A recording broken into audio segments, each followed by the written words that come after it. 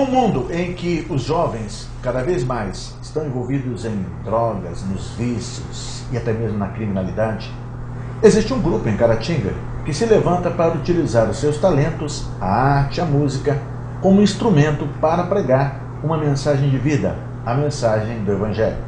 Estamos recebendo hoje aqui, no programa Semana Entrevista, os líderes do Ministério Agnus Dei, o David Oliveira e Anderson Ferreira. Teixeira, é a dupla Eira? Não. Né? Que não é bobeira.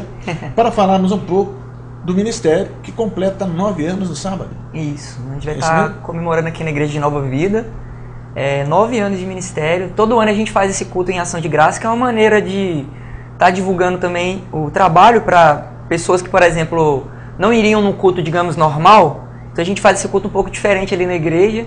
Todo sábado, todo último sábado do mês de março a gente comemora o nosso aniversário, então a gente convida a comunidade para estar ali com a gente, conhecendo a gente. Então vamos lembrar o horário. Que horas? 7 horas, a partir de 7 horas, né?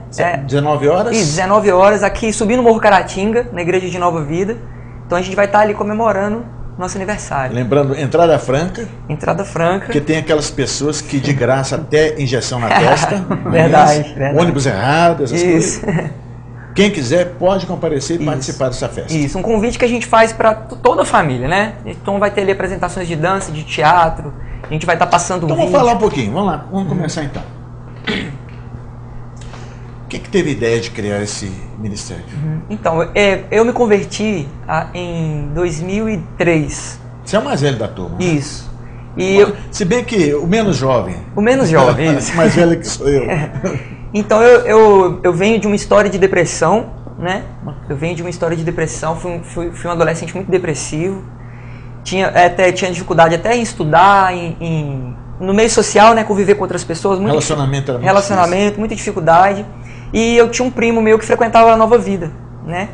E eu comecei a frequentar a Nova Vida com esse primo meu e tinha um outro grupo na igreja, que não existe mais, que também fazia um trabalho semelhante a esse. E eu gostei muito, ele dentro eu comecei a desenvolver, comecei a perder essa timidez.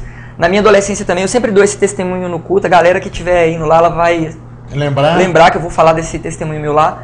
Na minha adolescência, ali por volta dos meus 18 anos, eu cometi o suicídio, né? Eu tentei até o suicídio porque eu era muito depressivo, eu tinha um sentimento de inferioridade muito grande. Então a arte, ela tem esse poder de transformar o jovem, né? E uma coisa interessante.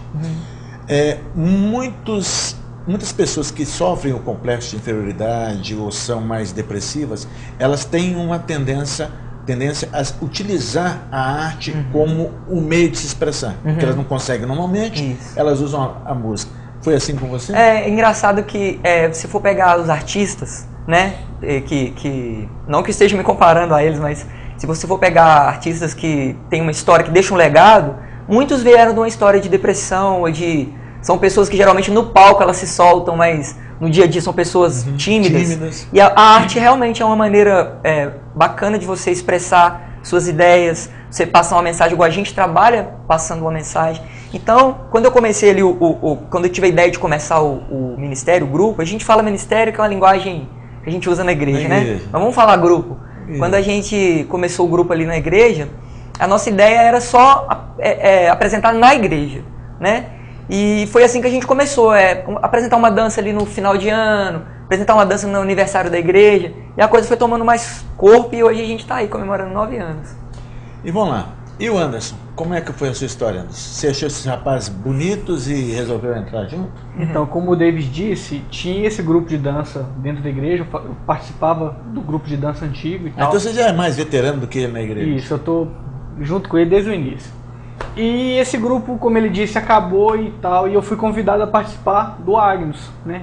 Tem 9 anos que eu estou dentro do ministério e tal, e tem sido uma bênção para mim estar ali dentro, sabe? Então, a história é essa, de um grupo acabou, formou outro grupo, que a gente não pensava que ia dar tão certo como deu e tal, e graças a Deus, Deus abençoou e o ministério está aí, completando 9 anos. E quantas pessoas hoje compõem o grupo? O grupo hoje tem cerca de 50 pessoas, dividido em grupo de dança, teatro, circo, e hoje a gente tem uma banda de louvor também, de música. Bacana. A banda é o mesmo nome, né? Mesmo nome. A gente até participou aqui na TV do eu vi aquele especial de final de ano com a banda, isso. De vez em quando o pessoal repete o programa. Não sabia que você cantava, não, canta bem. Não é igual eu no banheiro, mas tudo Desculpa. bem. E rapazes e moças? Rapazes e moças. A gente está com um projeto já tem um ano, que agora a gente também está trabalhando com adolescente. Que bom. Que é o Agnus Team, que a gente chama, né?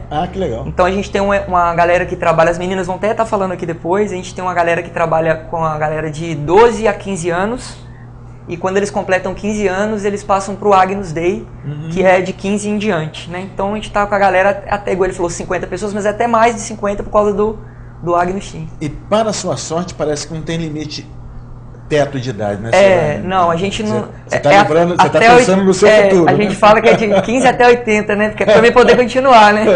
Então vou ter que sair uma hora, né?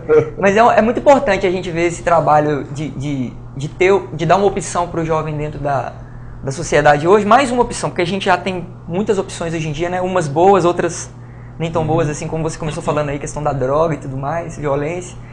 Então a gente tenta desenvolver esse tipo de trabalho também na sociedade, né? Pessoal. E vocês fazem o trabalho na rua também? Fazemos. Na verdade, 90% das nossas apresentações é fora da igreja.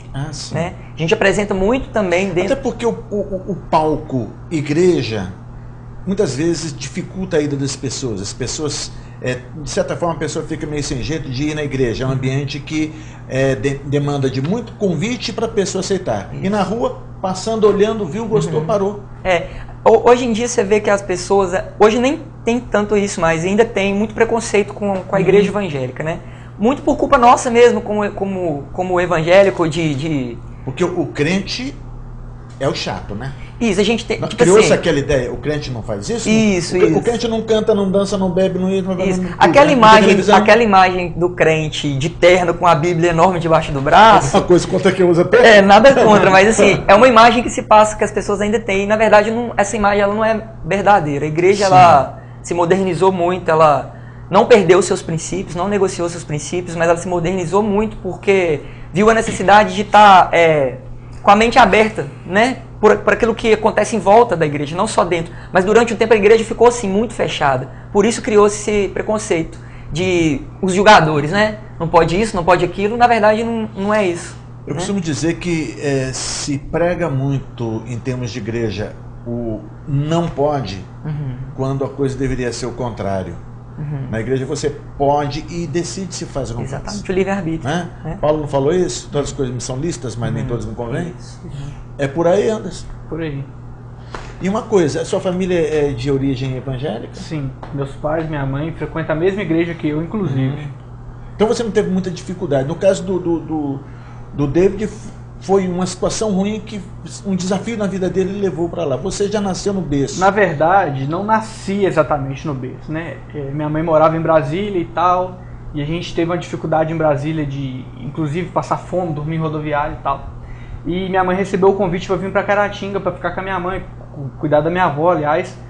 E ao longo desse tempo, minha mãe visitava várias igrejas, né? Várias igrejas da cidade e tal. Só que eu não me adaptava a essas igrejas, né? Eu chegava e tal, como o David disse. Era uma pessoa com terno, com gravata, com vestido. O jovem também, terno, gravata e vestido, nada contra. Só que eu não me adequava àquela situação. Até então, um dia eu tava saindo da Nova Vida, estava descendo o morro da igreja e tal.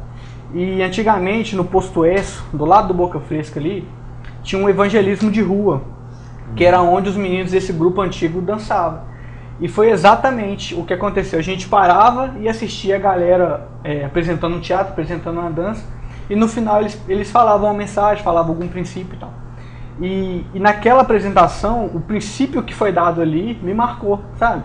Eu pensei assim, pô, eu preciso disso, eu preciso melhorar. Era o que você estava buscando? Era o que eu estava buscando e não achava em outros lugares.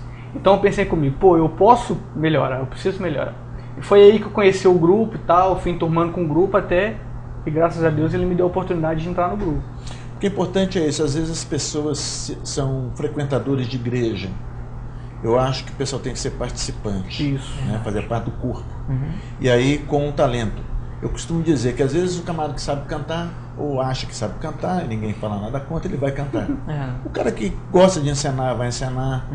O cara que tem o dom da palavra, vai pregar. E aquele que não tem dom nenhum pode cuidar do negócio do projetor lá da música, pode distribuir um folheto, pode convidar alguém, enfim, né? Não existe... Por isso que eu vejo, por exemplo, o trabalho que a gente faz com Agnos como mais uma opção.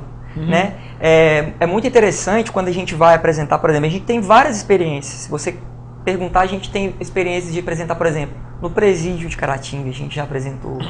Lá na PAC. E o bom é que o público ali não tem como sair, né? Não tem que assistir de qualquer jeito, né? Não tem que ficar lá assistindo. A gente tem um trabalho bacana no asilo, a gente tem um trabalho bacana de visita em asilo. Bom. Em orfanato. Então, assim... Porque vocês podem fazer um trabalho que se torna uma distração, um divertimento para pessoas que, de certa forma, ficam escondidas, ficam excluídas do convívio normal com a sociedade. Igual, por exemplo, quando a gente chegava num ambiente, por exemplo, hospitalar, quando a gente entrava num quarto ali, quando a gente saía, a gente sentia a diferença, né? E tem uma experiência muito bacana, por exemplo, de uma senhora que a gente foi lá, a gente vai de palhaço com violão, e essa você não veio aqui hoje? Não, hoje não, hoje eu tô normal. E ela estava em estado terminal de câncer. E ela era cristã, né? E a gente fizemos, como a gente fazia visita semanal, toda segunda-feira, na primeira vez ela ainda estava lúcida, a gente cantou com ela. Na segunda vez ela já não estava tão assim, bacana. E na terceira vez ela já estava realmente vegetando. E eu lembro que a família comentou, agradeceu muito a gente, que foi o último louvor que ela ouviu, foi da gente. Então acho que o papel da igreja é cumprir esse papel de ir. Isso. Hoje, o que Jesus disse, ide, né? E não pregar a igreja. Chega da igreja ficar entre quatro paredes. Exatamente. Né? Então, assim, uma coisa que a gente tem com a gente, embora a gente tenha muito orgulho e muita gratidão de pertencer à igreja onde a gente pertence, e é o que dá pra gente uma base, um apoio ali, a Igreja Nova Vida, o Pastor Luiz. Malheiros dá muito apoio. Dá muito apoio. Se não fosse ele, não teria como a gente estar desempenhando esse trabalho.